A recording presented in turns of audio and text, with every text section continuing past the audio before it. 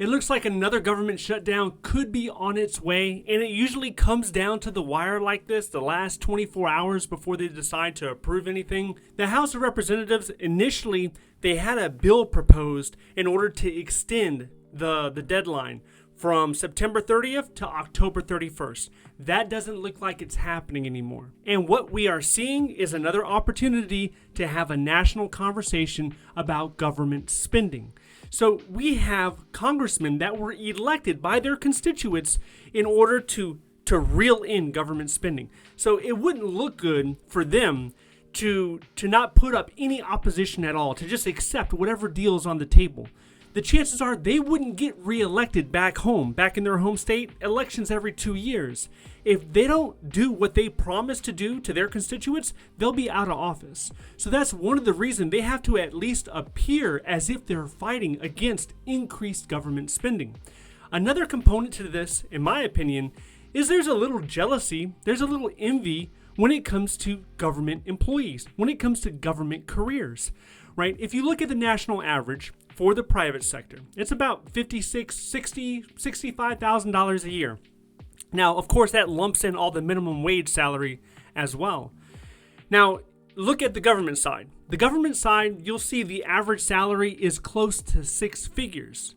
Most people in the country, they would like to be earning 6 figures. Same thing when we look at the pension. How many jobs offer a pension? Not many, not Walmart, not Amazon. You're not going to see it there.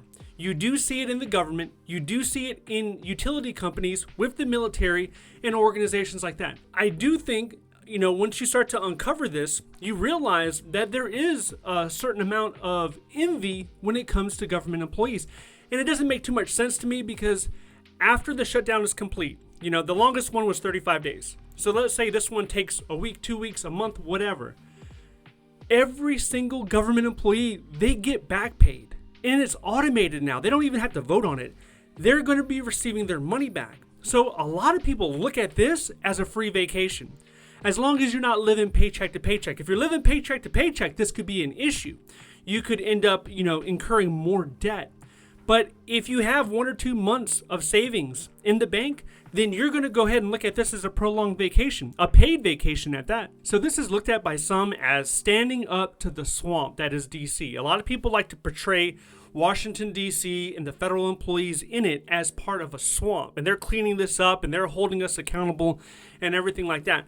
But what really blows my mind is that a lot of these same congressmen, a lot of these same political leaders, they don't have an issue with sending over $100 billion to the country of Ukraine. That they can afford. In regards to a government shutdown, there are agencies out there, they have a 2-year approved budget. So they're not worried about a shutdown, really. You can search up the federal agency, type in budget, see what the approval was, and whether or not they're going to be impacted by this. Also, if you're a federal employee, there's some people that are actually designated as essential employees, meaning that they have to come into work and still behave and perform as if the shutdown's not happening. So you need to talk to your supervisor and see, are you an essential employee? Are you expected to work during a potential shutdown? If you are a person that is applying to a federal government job and you're wondering, will a shutdown impact the hiring process? Well, the answer is absolutely yes, it will impact it. A lot of those human resource specialists that are supposed to be reviewing and referring, and the hiring managers that are selecting interviews, they're not going to be at work. Most of them will not be. So it's going to take even longer. Even if you have already passed the interview stage and you have a tentative job offer and they're just doing your background check right now, you're still going to have to wait longer if a shutdown happens. But even if a government shutdown is averted, if it doesn't happen, certain agencies are still trying to figure out their numbers and how they're allocating money to certain positions, whether they can hire for certain positions. And this is why last year I did a study, a really quick study on the jobs that are available on USA Jobs from September to October. And last year I saw a spike of like 10 to 15% more jobs available in October. But I wouldn't use that as an excuse not to apply. Do not wait. If you want to get a government job, start applying right now. And speaking about government jobs, this Sunday I'm doing a live stream. It's at 10 a.m. Eastern time.